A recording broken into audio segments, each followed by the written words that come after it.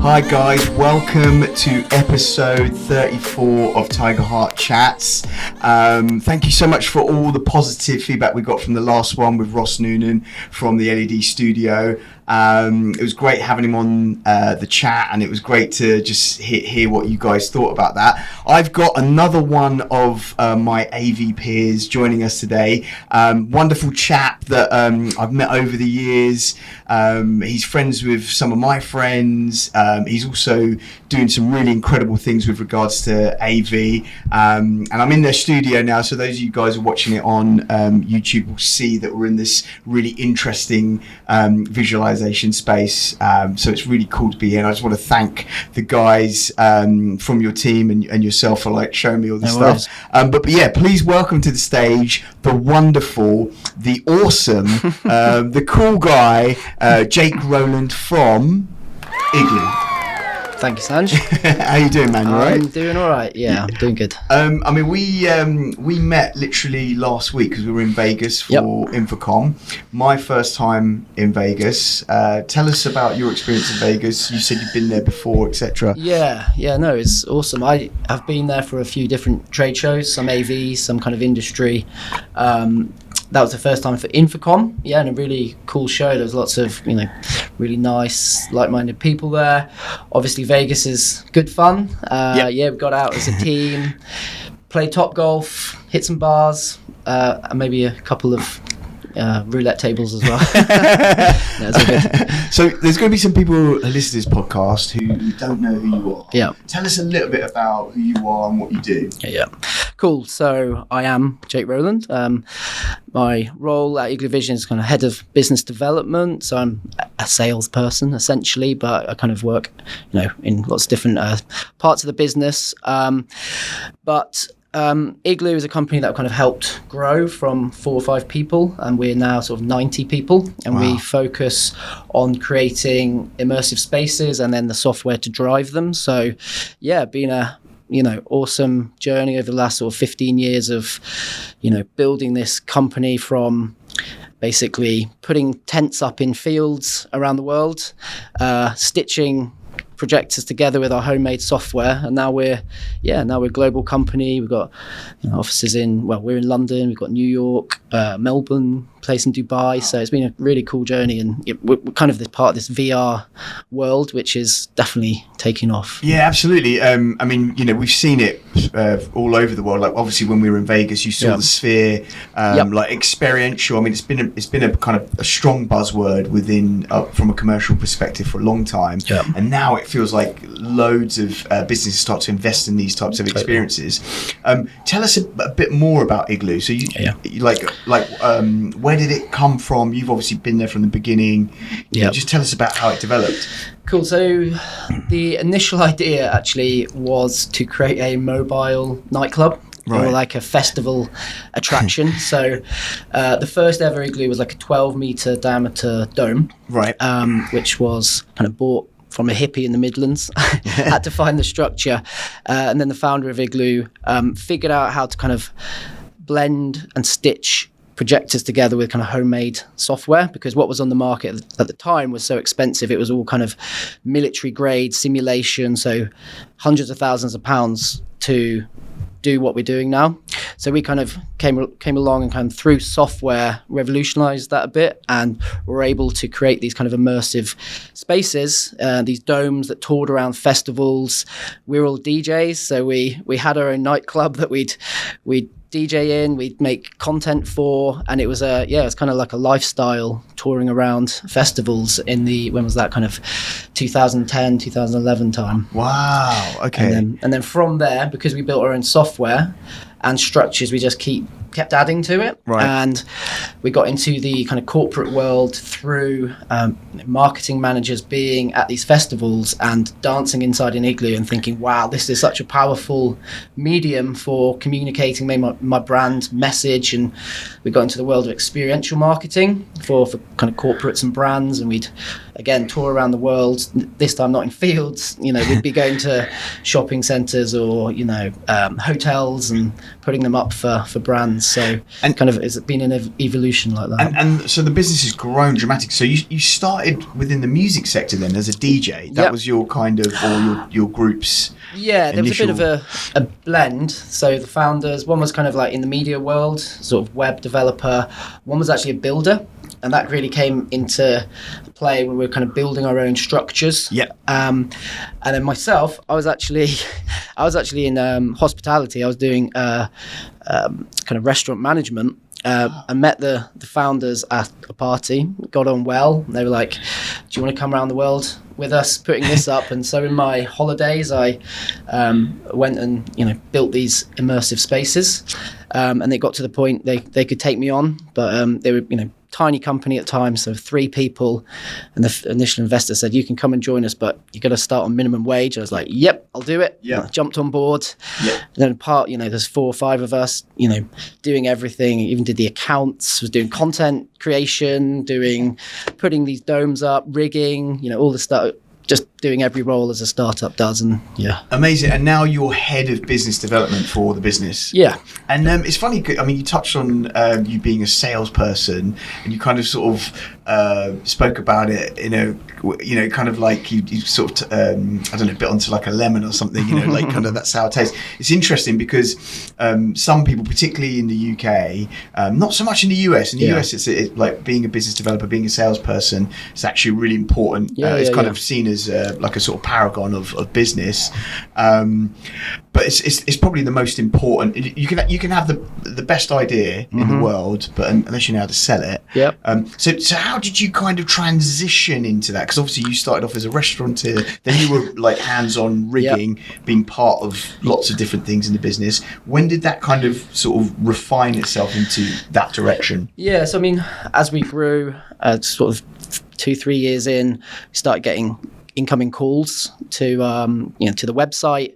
I started picking up the phone and just chatting to people, and this kind of thing, because it is new and niche, it's very consultative, so could just talk tech and use case and requirements. So I kind of gradually got into sales that way, through just talking about the product and the business needs. And like you said, it is so important as a skill in a business. And we're very lucky we've got a good team. Absolutely. And so just with regards to like running the business as head of business development, is that on a worldwide scale?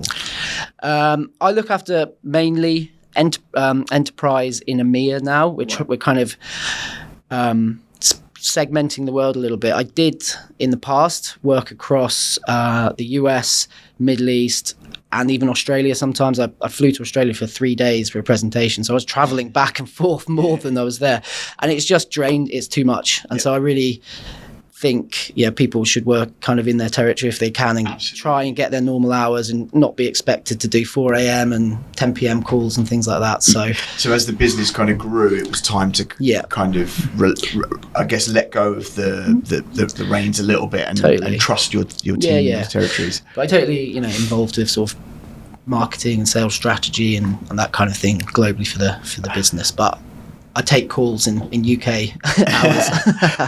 So you started off doing festivals with Igloo. Yeah. What? When did you realise that this was more of a? I mean, because you were doing lots of entertainment stuff. When did you realise there was an opportunity to explore within businesses and media agencies, etc.? So we've been doing festivals for a year or so, and then we actually got a call from a defence contractor. Wow. And we'd sold, like, maybe the biggest project was £20,000 or so. And, we actually lost money on that because we were really bad business people, but we were learning. And then, about a year in, we took a call from a defence contractor, and he said, can we buy one of your domes? We'd never sold one before. And we kind of picked a number of nearly £200,000, and they said yes. And we thought, wow, we've got a product here that people want, and we can productize it and sell it. So that was the kind of first product sale, so to speak. And then similarly with like the corporate world, our first big project was with Sky in London. So like I said, they saw us at a festival and then took us, and we were part of the Sky Ride. So when they closed down the centre of London and got everyone on their bikes, right. And they sponsored the UK cycling team, and it was like one of the first times they put a 360 camera on a bike on the Tour de France, and then they played it back in the dome for all these kind of cycling enthusiasts. So that was back in like 2010 or so. And how long was that content? Because obviously the actual Tour de France is like... Oh, it was, a little clip, and I think you had one of the UK cycling guys come up and speak to you on camera and things like that. So okay. Just a cool experience. So, I mean, you touched on, initially that you guys were, bad business people at first. But I mean, all of us, when we work, particularly when you're working with new and emerging technologies, you have to start from somewhere. Like Steve Jobs' famous quote was like, mistakes will happen, but at least decisions are being made. How long did it take you to refine that? Like you said, you were making bad business decisions, but how long did it take you to refine it and develop that business acumen that you now... It's still ongoing. Right. That's the thing with business. It seems like there should be a cookie cutter, this is how you run a business and this is how it works, but it just doesn't work like that, particularly when you're doing a startup and you're an entrepreneur. You figure it out, you get some advice, but every business is different, product is different, so you got to find your own way. And it's been incredible journey, and I kind of look back to being minimum wage employee, and what I've learned over the last 15 years is absolutely amazing. Yeah, and do you have you learned from those mistakes? Absolutely. We nearly went bust in the sort of financial crisis. Really ran out of money a couple of times. We had a bit of investment, but most of what we've done is offering back. So absolutely take it on board and change systems, change people's positions and things like that. But you got to learn from it. So let's talk about some of the products that Igloo has, because obviously you had that first dome product. Now, I mean, you've shown me some of the things you've got here. How many products do you have? And you've also got some software as well. So talk about those. So the core thing that we've developed over these kind of 15 years is our software platform. We call it ICE. So it's Igloo Core Engine. Right. So the name was came up with by one of our software developers, and we thought, we'll take that and keep that. So that basically drives all of these immersive spaces, and people can buy it software only to go and build their own immersive spaces and drive them as well. But we do have these like off-the-shelf shapes of immersive space, so cylindrical rooms, square rooms, still a couple of domes, and people can just buy that whole product, and it's kind of like a self-contained unit. The other way we work is kind of fitting out rooms in offices or kind of innovation labs, that kind of place, and we can do that kind of with our design services, and we typically work with kind of AV integrators on that now. So we're the kind of design brains behind it, and how are you going to use your room, and they're the kind of muscle to go and deliver it. But what's really important is how people actually use immersive spaces, and that's what we really want to help our clients with, is like, what's the use case, what's the business benefit. You don't want to put one of these in and just press play on a video. You want it to be a business tool that kind of works for you. And so that's our kind of mantra. What's the last installation you've done? God, that's a very good question. We've just done an install in San Francisco for a big consultant. Was that permanent? Permanent install, room like this. So they want to kind of stand inside this immersive space and tell stories and ideate and kind of transport visitors to spaces that, or ideas that don't exist yet. So it's kind of like, again, a term that we use is like standing inside a VR headset together with your colleagues and your customers. So VR headsets absolutely amazing. Some use cases absolutely perfect, but there's so many situations and use cases where you want to be immersed, but you want to stand and experience it, together with your colleagues face to face, and have that human contact and that eye contact and pick up on all those little, those tells and those kind of that body language. Yeah, so let's talk about that because, the spatial computing space has become a real buzzword, particularly since Apple launched, Vision Pro. Yeah. All of the VR headset companies are toying and trying to market the spatial computing thing. And even though, we talked about this, there is a future in that space. It feels like something like this is a bit more natural. What have you learned from deploying these types of experiences that you feel is different from a USP perspective compared to something where you have to purchase a headset and put it on your head?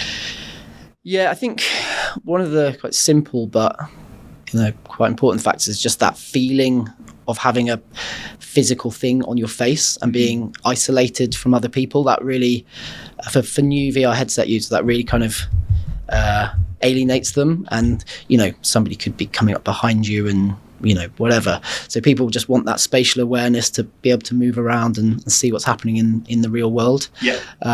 So yeah, that's quite key. And the use case, very important. Like I said, sometimes it works with VR headsets better. That's typically maybe where it's training on a singular operation. So maybe somebody in a VR headset wants to see their hands and practice fixing a tank or something like that, or a plane. Yeah. So they see their hands and they go through operations.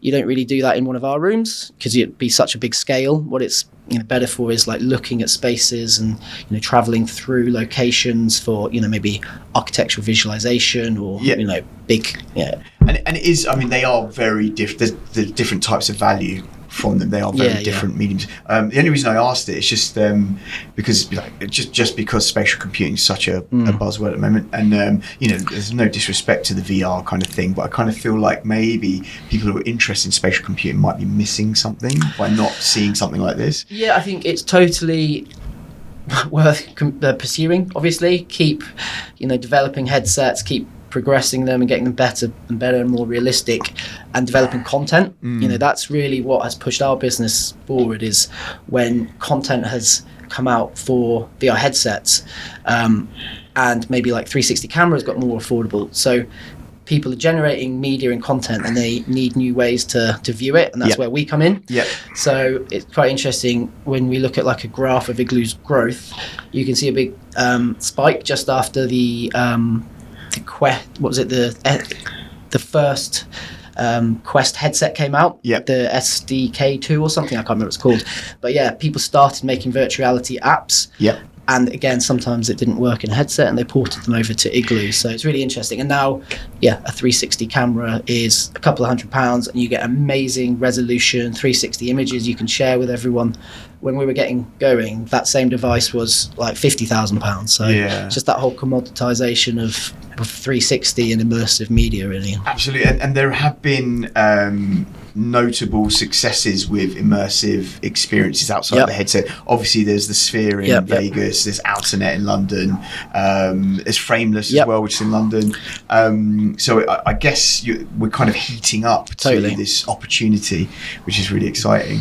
I've noticed that a lot of the installations you've produced are using projection. Have you done anything with LED?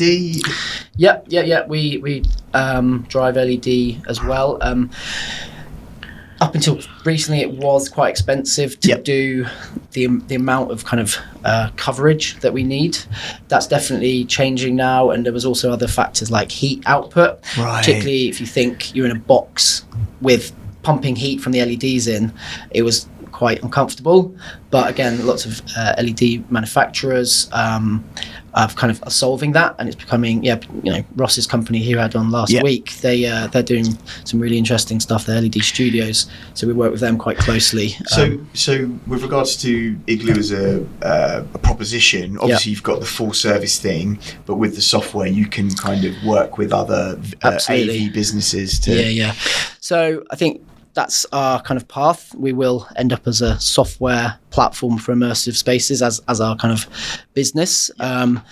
So as this market grows, and you talked about the Sphere, Outernet, public are becoming aware of immersive as just like a normal thing. Yep. And so that is then going to come into the workplace, which is where we come in and it's being normalized.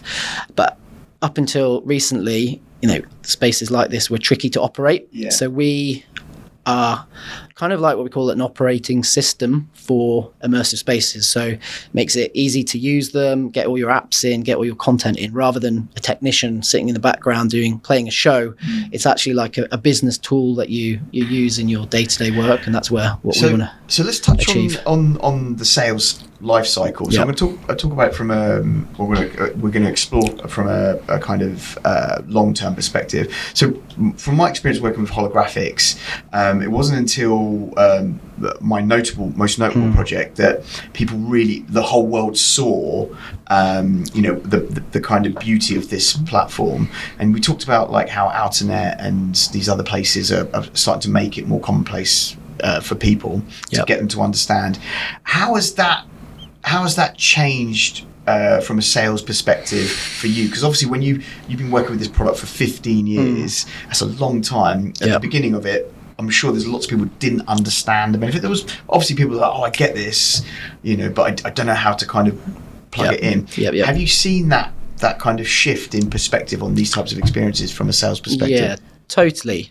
It's not easy yet, but when we started, it was about entertainment, and a lot of kind of new technology does start in entertainment because it's the most kind of almost easy to achieve. You just need to have nice content, wow people.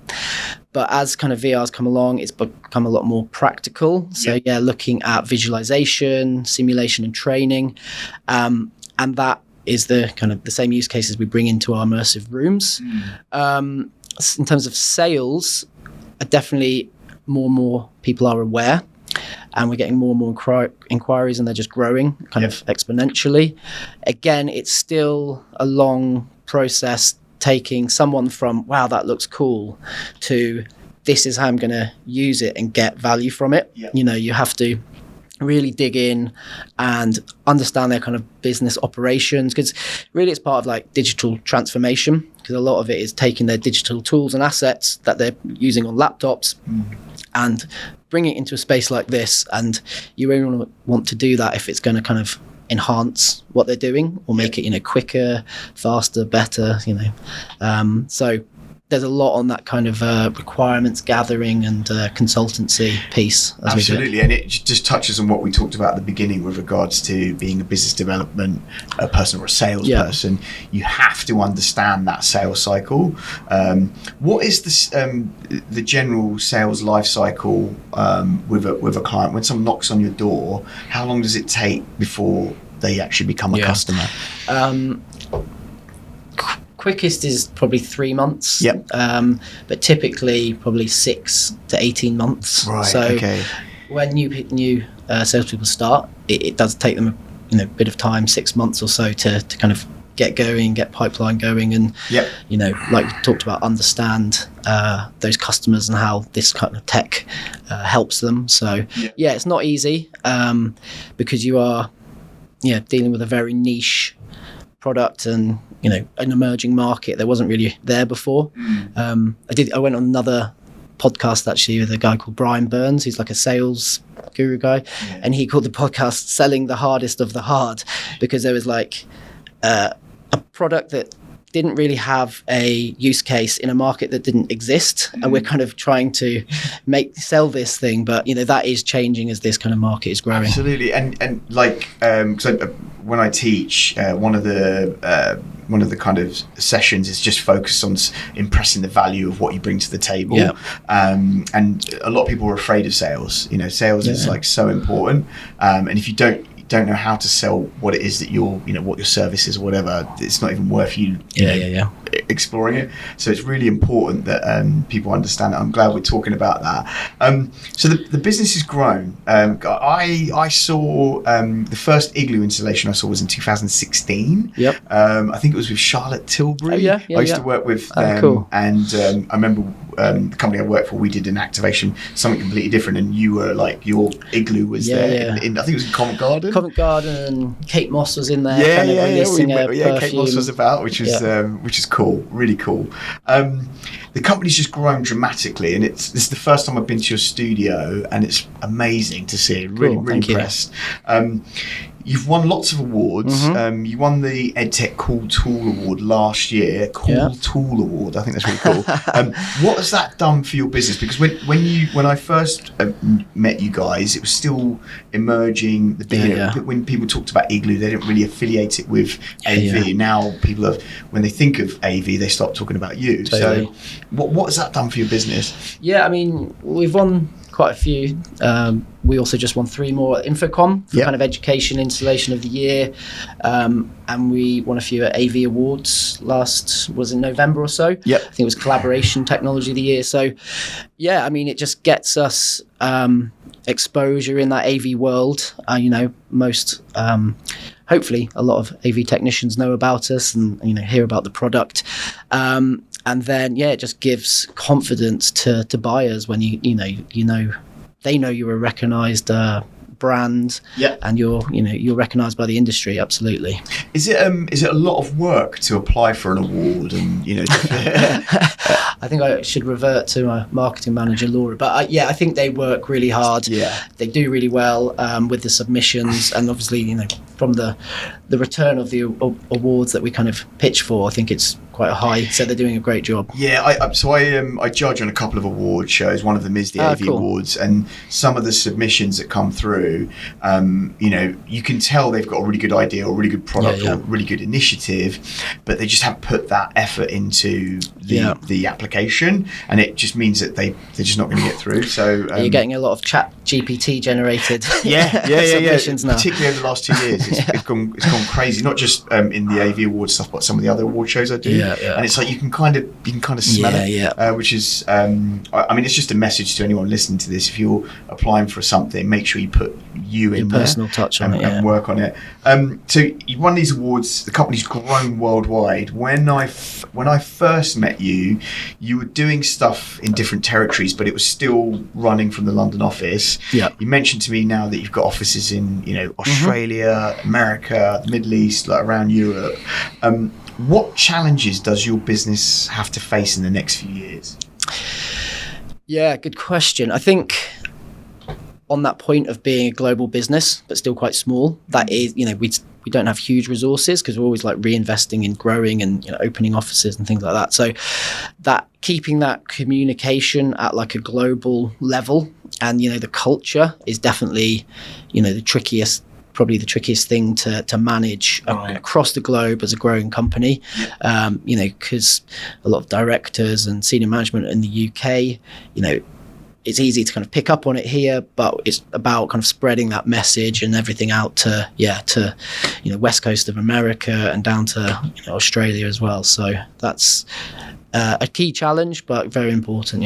And are you kind of in the process of strategizing that at the moment, or is it already rolling out? I mean, we do have global sort of meetings with the MD, kind of taking everyone through the business. We have within sales, we have kind of UK to American meetups. Try to do Australia as well, but when we get everyone on, someone's calling in at midnight, and it's 7 a.m. for someone else. So do like to, and people do make the effort to do it, but it is it's quite a big ask. Awesome. How so I know we've been talking about the business a lot. Let's talk a little bit about you. So you're a creative at heart. You said, were you actually a DJ within yeah. So tell us about that journey. I mean, just from the area kind of grew up in, that was my creative outlet, I guess, is kind of DJing, performing and putting on parties. I went to uni to do events management because I wanted to run festivals and be in that world. Which uni did you go to? Manchester Met. Nice. Actually dropped out because I found that the course I was doing wasn't quite right for me. There seemed to be a lot more about kind of wedding planning and things like that, and I wanted to think a bit bigger, and that sounds a bit big-headed, but you know what I mean. I wanted to totally, yeah. But you weren't inspired. I wasn't inspired, and quite often the tutors weren't there, so I kind of did the maths of what I was paying then and what that cost me when I didn't turn up, and I just thought I'm going to this is an industry where experience pays. I kind of left and found my own way in, really. And like I said, met the guys running Igloo. How many years did you do before? It's about a year and a half. Oh, okay. Yeah. Okay. So I was just starting to look for placement, offers. So that I had a placement year 2. And funnily enough, some of the places I applied are now agencies that inquire into Igloo. Yeah. So it worked out in the full end. circle. Yeah. How did that, when you were unsure about this course that you're doing, how did that make you feel? Like, were you scared? Were you worried? Yeah, totally. And I think particularly then, and I think it is still, there's an expectation to try and go to uni. Yep. And I'm kind of a little bit split on it. I've been lucky and, fallen into the right sort of, or a good role. I do think uni is right for some people, and it fits their brain, and they get a lot from it, and they learn how to study and they learn how to teach, whereas just some people it doesn't fit. And I definitely do think there are more we could do, kind of helping those people get into industry. Absolutely. Jimmy Carr said on a podcast just recently, he was saying that he believes that university is just a luxury now. It's not, obviously if you want to be a doctor or a surgeon it's a little bit different, but it doesn't have the weight that it used to have. What I don't kind of like about it, because I've done quite a bit of recruitment, is all you got to go on is kind of like CV. And when unfortunately that is kind of, if somebody sees it on a CV versus not, you kind of tend to go towards that applicant. So I think there's need another way of like assessing people when you're kind of distilling applicants for a new role. Actually I don't hire on that. It's all about meeting the people and asking the right questions and seeing what drives them. And definitely had applicants that haven't gone with who have a degree and taken on someone that doesn't, because they just got that kind of drive and that fire in them that they want to succeed. Absolutely. So I think in the AV space it's about the person and obviously the role. So let's talk about that. What and I only want to talk to you about this because I talked to quite a few AV companies who are now like investing and looking for younger people to get them into the industry, not just young people but also women, people from communities that don't know anything about AV, whether they're minorities or not. What do you think is the right route to this industry? Because it's a hidden industry, isn't it? That is a tricky question, because most people you talk to fell into it by accident in some way, or they knew someone, or there's a family business that knew someone that took them on board. So it does seem like there's a tricky route. But on your point, about the sort of diversity, that is a real challenge, and particularly we're finding kind of trying to get women in AV industry. If I put an job ad out, it is 98% male applicants. And even if we go to a recruiter, said, have you got people on women on the books? And they're like, well, not really, actually. So we really want kind of more women in the industry. Absolutely. And I think it's great that we're talking about this, because a lot of people don't, and then suddenly we kind of paint ourselves into a corner as an industry, and we're like, oh, what? And it's not that there's any malice behind it, it's just there just needs to be more discussion about it, I guess. So I'm really, really happy that you expressed that, and it's interesting to hear that companies like yourselves are doing that. Well, and hopefully, things like Sphere, places like Alternet, Frameless, where they are, quite experiential, it makes it a more kind of attractive industry to work in. And it's not just TVs and cables and techie world; it's a creative world as well. Absolutely. So let's talk about how that creativity affects you, because obviously you're head of business development. You came from a creative space. This industry, the AV industry, like a lot of industries, can be quite stressful. How do you manage your mental health?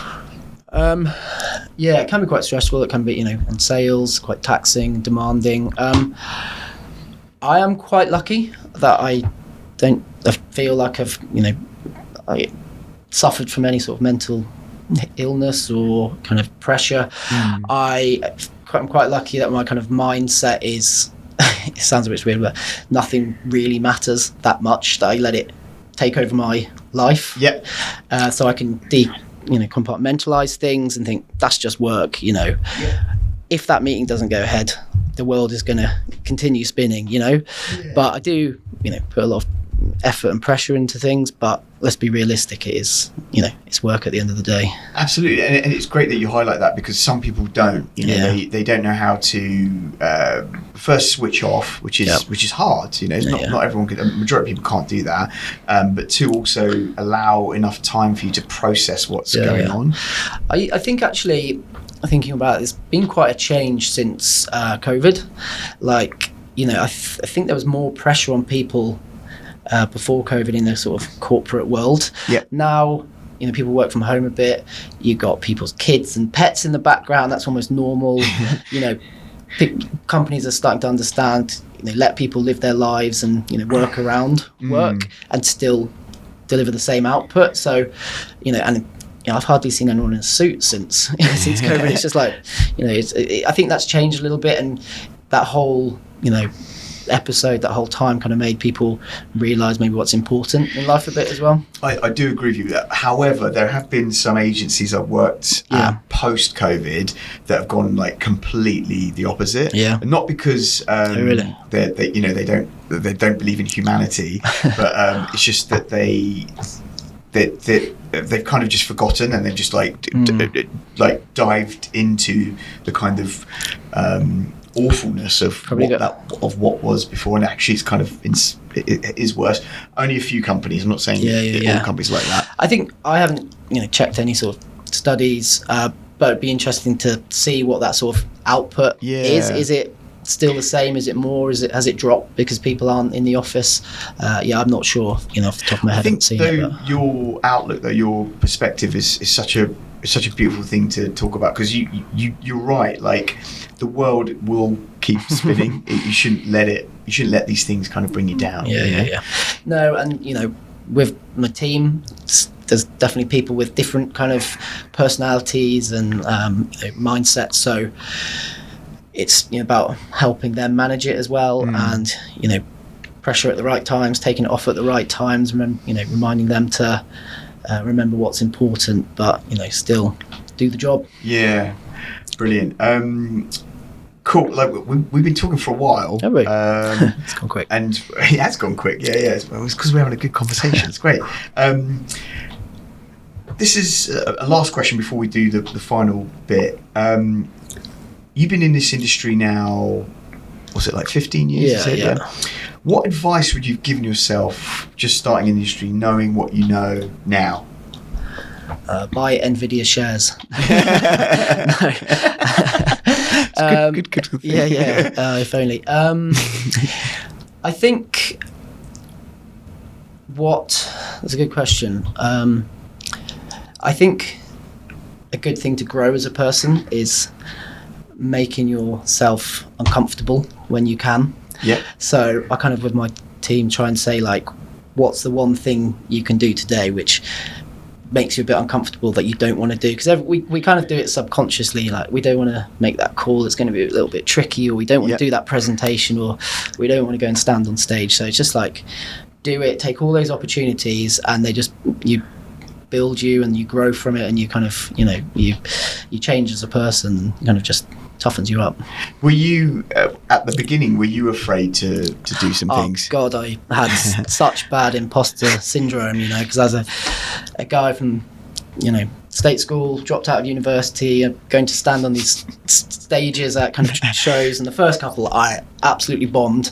I was trying to learn all the slides, all the words, word for word, and mumbling, forgetting them, and then you just in front of hundreds of people messing it up. But really learned from that, and then you kind of just find yourself. It becomes a bit easier.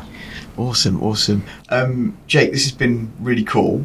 Really appreciate your time and your hospitality and stuff. I'm sure people listening to this are going to get a lot of value out of this. If anyone wants to get in contact with you, what's the best way for them to get in contact with you? If you want to inquire about Igloo, it's www.igloovision.com. If you want to get in touch with me, just contact me on LinkedIn. I'm pretty active on there, and send me a message. We can connect. Awesome. Jake, again, thanks for this this wonderful opportunity to talk to you. It's really good to kind of pick your brain, because obviously we met a few times. Really appreciate it. Those of you listening, thanks so much for your time. If you're liking, sharing, etc., make sure you use the hashtag Tiger Heart Chats, all one word. Wherever you are, whatever you're doing, please be good.